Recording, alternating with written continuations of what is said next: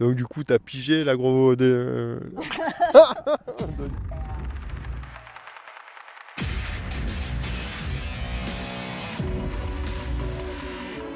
Pour ce nouvel épisode en partenariat avec l'IGP Saint-Guilhem-le-Désert, on vous emmène dans un domaine mythique du Languedoc, le mas de Domas-Gassac.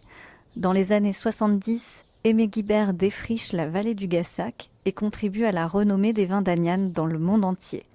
Aujourd'hui, ses fils poursuivent l'héritage familial et continuent de développer la biodiversité, notamment à travers l'agroécologie dans les vignes, thème de ce tapis.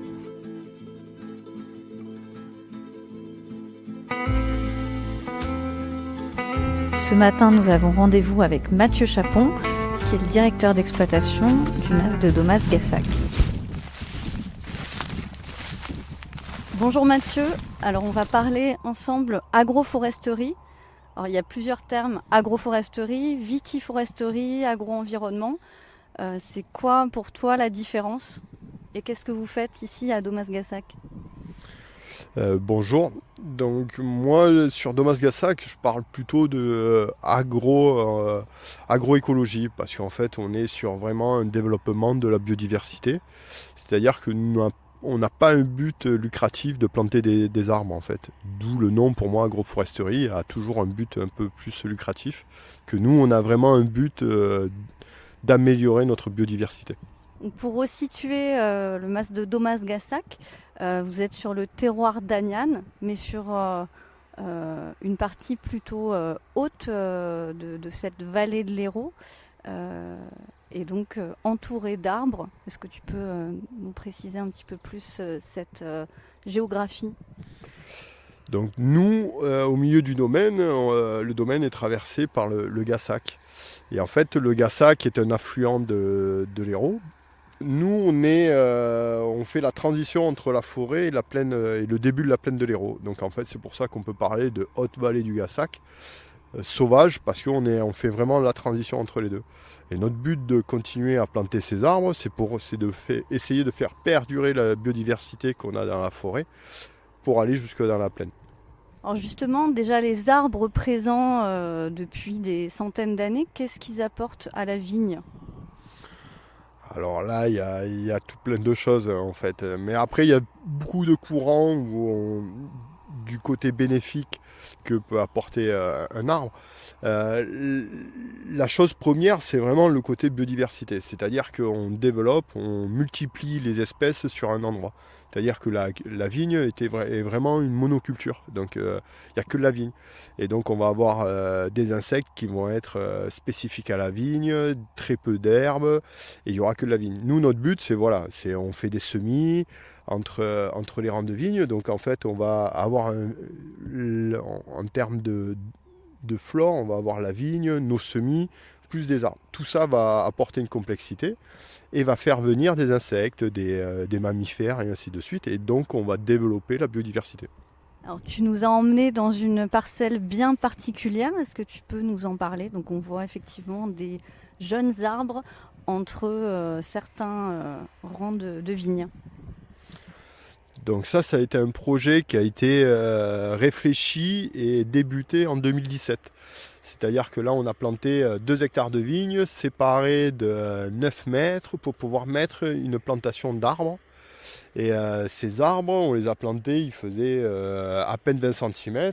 Et maintenant, les plus hauts vont faire 2,50 m bien tassés, quoi. Donc c'est vraiment un travail de longue haleine. Ce choix sur ce parcellaire-là a été défini parce qu'on a fait une étude agro-environnementale de la propriété et cette zone était la plus pauvre en biodiversité. D'où l'installation de ce projet agroécologie. Est-ce que vous avez choisi des espèces bien spécifiques et aussi est-ce que c'était des arbustes déjà présents dans votre milieu naturel ou qui ont été implantés venant d'ailleurs? Alors, au tout début, sur le choix des espèces, des variétés, ça a été conseillé soit par différentes formations, le Conservatoire du littoral, la Chambre d'agriculture, qui nous a aidé à choisir. En fait, c'est vraiment essentiellement des espèces autochtones. Le premier projet qui a été planté en 2019, on a planté 500 plants. Ça venait d'une pépinière. Maintenant, par la suite, on a arrêté à faire ça. On fait plutôt maintenant un peu à notre sauce. On prélève des arbres sur notre milieu naturel du domaine et qu'on va replanter sur cette zone qu'on veut développer. Donc maintenant, chaque année, on plante entre 60 et 100 arbres, 100 arbustes, qu'on a prélevés sur le domaine et qu'on replante à un autre endroit pour développer la biodiversité. En faisant ça, on s'est aperçu qu'avec moins d'entretien, on avait une plus grande réussite de reprise. Donc du coup, on continue sur cet axe-là. Parce que ce sont des arbres qui viennent de ce milieu, donc plus facilement adaptables. Oui, en fait, on s'est aperçu qu'ils sont déjà adaptés à la de la climatologie de la vallée du Gassac. Donc en fait, avec très peu d'entretien, il y a une très belle reprise. Donc pour nous, c'est tout bénéfice. Et maintenant, on a un taux de mortalité qui est même pas de 10% par rapport aux arbres qu'on plante. Donc c'est très bien, avec que je vous dis, un minimum d'entretien pour pas assister ces plantations-là. On les aide un petit peu, on met un coup de pouce à la nature, mais on ne veut pas assister à temps plein à cette nature. Alors par exemple, devant nous, qu'est-ce qui a été planté? Donc c'est des arbres qui font aujourd'hui entre 2 et 3 mètres. Oui, donc là, à l'heure actuelle, là, il y a différentes espèces. Pareil, hein, on ne veut pas avoir qu'un seul type d'arbre, parce que sinon, on tombe vraiment sur la monoculture. Donc là, on a du micoucoulier, du cormier, des aubépines, de l'érable de Montpellier, on a du poirier sauvage. Donc en fait, voilà, tout ça, ce sont des essences autochtones à la région. Et vraiment, là, sur cette zone-là, c'est vraiment à but des arbres de haut G. Donc notre but, c'est d'avoir des arbres à plus de 5 mètres de haut. Une autre zone qui est derrière nous, où on a vraiment défini des petits arbustes. Donc on va avoir d'autres espèces, où on va avoir de l'églantier, du genêt, du térébinthe, des pistachiers. Ça va être des arbustes qui vont être, on va viser 1,50 m, maximum 2 mètres de haut. Et donc c'est important qu'il y ait une diversité des espèces pour tester peut-être voilà, cette biodiversité. Oui, tout à fait. En fait, on reste vraiment sur avoir le plus d'espèces possible pour avoir le plus de panels possible d'essence et pareil, de biodiversité, quoi. C'est pour casser cette monoculture d'avoir qu'une seule espèce qui était la vigne, entre guillemets. Donc justement en termes de biodiversité, est-ce que vous avez déjà un petit peu de recul depuis 2017 pour voir ce retour peut-être d'insectes, d'autres espèces animales Alors sur cette zone-là, on voit maintenant un peu plus de lièvres. En fait, avant, on ne les voyait pas. Maintenant, on voit un peu plus d'espèces animales. Donc, en fait, pour que les animaux viennent, il faut qu'il y ait un potentiel, une diversité végétale qui soit présente. Donc, on commence à avoir des lièvres, ce qui va entraîner d'avoir un peu plus de buses. Et en fait, ça apporte une biodiversité. Est-ce que ça a un effet direct positif sur la vigne? On a du mal à le quantifier pour le moment. Mais en fait, notre milieu se développe. Et c'est ça notre but premier sur le domaine. Il y a aussi des nids de pipistrelles, je crois que vous avez installés dans des arbres. Ça, c'est quoi le but? Oui, tout à fait. Ben là, un peu plus loin, là, il y a un amandier où on a mis un nichoir à chauve-souris et entre autres à pipistrelles. Donc c'est un nichoir un peu spécifique avec des espaces spécifiques pour les pipistrelles qui vont avoir vraiment un effet positif pour nous, pour la vigne, c'est-à-dire qu'elles vont se nourrir des papillons de vers de la grappe. Donc vers de la grappe, est-ce que tu peux rappeler quel est ce méchant ver qui attaque la vigne?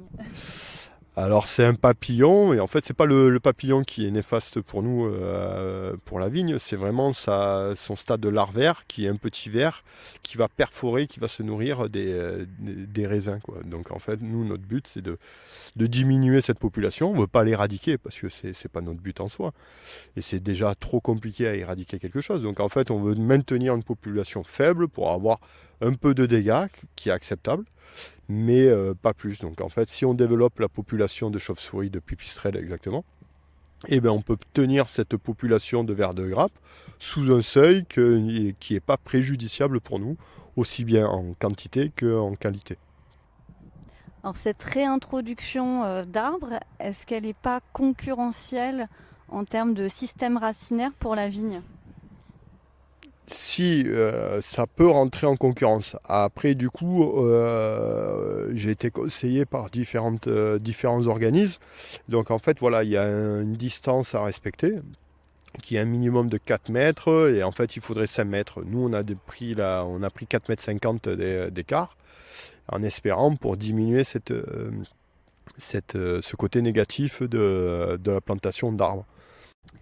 Est-ce qu'on peut imaginer pouvoir ressentir dans le verre cette intervention agro-environnementale? Alors là, on en est qu'aux prémices, hein, sur cette zone-là. Je pense que en fait, là, notre projet, ça va être vraiment pour la génération future. Et je pense que le côté ombre des arbres de Auger vont empêcher de faire grimper les degrés sur une vigne qui est un peu ombragée. Donc ça peut être intéressant pour le futur, pour avoir des degrés un peu plus faibles qu'à l'heure actuelle. On a parlé du choix de la parcelle pour pratiquer cet agro-environnement par rapport au terroir, mais est-ce que c'est aussi un choix qui est fait en fonction du cépage qui est planté? Pas du tout. C'est-à-dire que là, on l'a fait parce qu'on partait de zéro. C'est-à-dire que là, on avait une parcelle de 2,5 hectares d'un seul bloc, où on a vraiment, avant de planter la vigne, on a dessiné le projet agroforesterie. Maintenant, sur toutes nos plantations qu'on prend, maintenant, on fait une étude avant, c'est-à-dire qu'on voit ce qu'on a à l'heure actuelle sur les abords de la parcelle ou quoi. On va développer nos abords. S'il y a un petit arbuste, ben on va le protéger pour pas qu'il se développe, qu'il ne soit pas arraché par les tracteurs, la mécanisation ou par l'entretien des chemins. Donc en fait maintenant, ce projet-là, on le fait sur toutes nos plantations. C'est-à-dire que là, cette année, on a planté 2 hectares. Sur les 2 hectares, ben, j'ai fait une étude, j'ai fait tout le tour de la parcelle pour savoir les arbres qu'on allait sauver, les arbres qu'on allait développer. Des arbres qui sont moins intéressants pour nous parce que il y en a trop. Donc en fait, voilà, on essaie maintenant de développer des essences qui sont un peu faibles en termes de population. Et c'est vraiment une étude préalable à chaque plantation qu'on fait à l'heure actuelle. Donc aujourd'hui, c'est combien d'arbres plantés sur Domas-Gassac depuis 2017? Ben, en fait, 2017, on a commencé à réfléchir. La première plantation, ça a été 2019. Donc 2019, on a planté 500. Et après, vous comptez à peu près, on va dire 100 arbres tous les ans. Donc ça fait 20, 21, 22, 23, 24. Ça fait, on est à peu près à 1000 arbres de plantés depuis 2019. Et donc dans 10 ans, ben, vous rajoutez 100 arbres, ça ferait encore 1000 et ainsi de suite.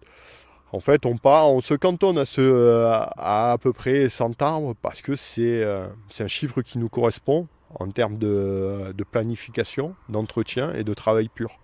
Donc voilà, on a trouvé notre équilibre, c'est une base de rythme de croisière. L'idée, c'est un travail de longue haleine, on ne veut pas s'épuiser. Donc voilà, on le fait chaque année, après les vendanges, c'est un moment convivial qu'on partage avec l'équipe, parce que ça nous change de la vigne. C'est autre chose que le monde de la viticulture, mais c'est plaisant.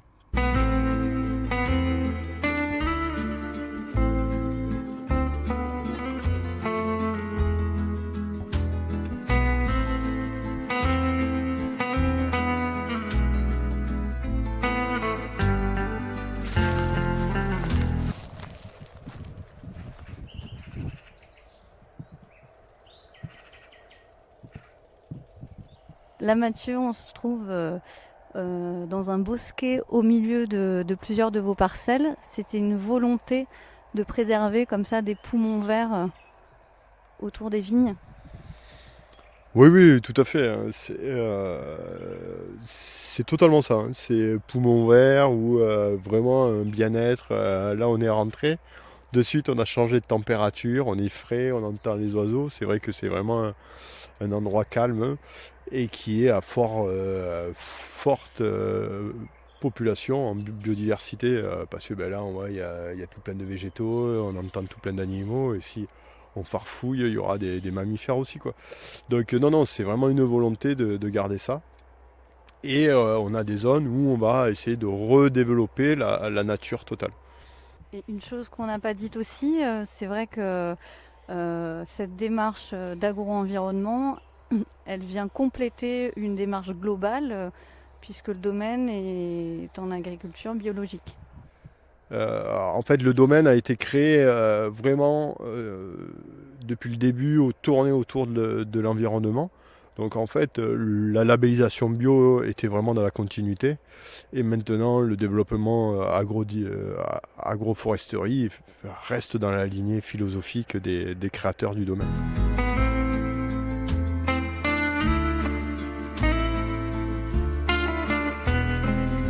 Donc du coup, c'est bon, t'as pigé ce que c'est l'agroécologie? On a tous pigé grâce à toi. Merci beaucoup, Mathieu.